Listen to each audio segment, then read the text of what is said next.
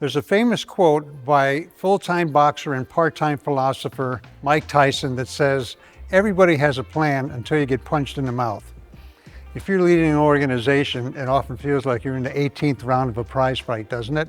You're dodging blows, trying to get through the end of the round, but you wonder if there's really any plan left at all. With many organizations we work with, they often have a strategic plan. We'll ask to see it and they'll say, "Oh, it's on the wall over there," or "Let's look in the file drawer and see if we can find it." A lot of us have plans, but life has a way of taking over and those plans do not find their way to execution very well. Today we want to talk about how we do effective execution and maybe 4 ideas that will help you do a better job with pushing your plan forward. Well, let's first start with some reasons why we can't execute our plan well.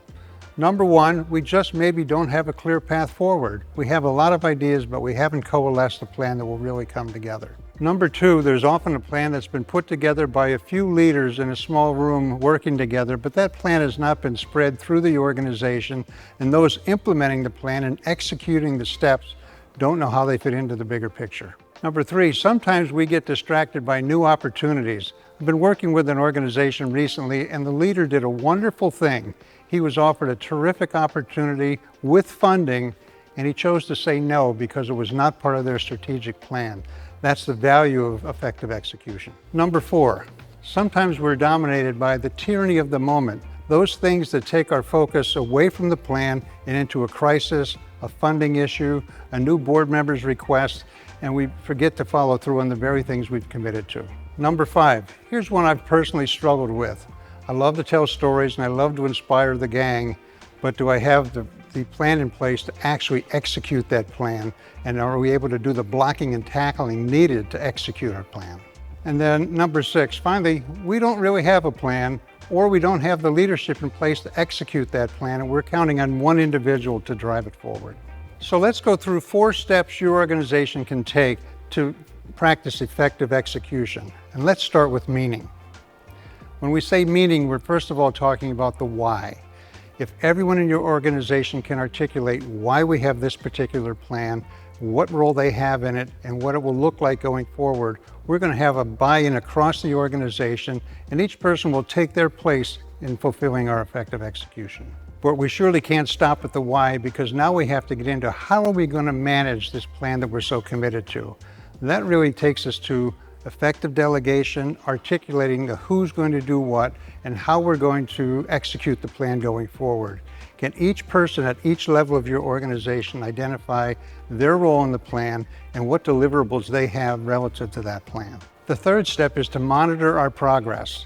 It's sort of like when you're in a hospital, you get hooked up to all sorts of monitors to tell you how you're doing and actually to guide those treating you to take the next steps. Organizations need monitors as well. And they need to happen at least 3 levels. The board level, does your board understand the plan, or are they looking at that plan through their governance? Is your leadership using that plan as a key agenda driver for their meetings? And then finally, do your staff again have that plan at the forefront rather than reacting to the day-to-day? We can have all the monitors in the world, but if we're not actually practicing supervision at all levels, we're not delivering the feedback, the impetus, and the success messages we want to deliver at each level of the organization. So an effective supervision plan is a key part of your execution. It's important that we move from monitors to measures. Those measures are a key part of how we hold each other accountability for delivering on our execution. We like to think in terms of both leading and lag indicators. Leading indicators are answering the question, are we doing what we said we would do in a way that will give us the results we believe we need?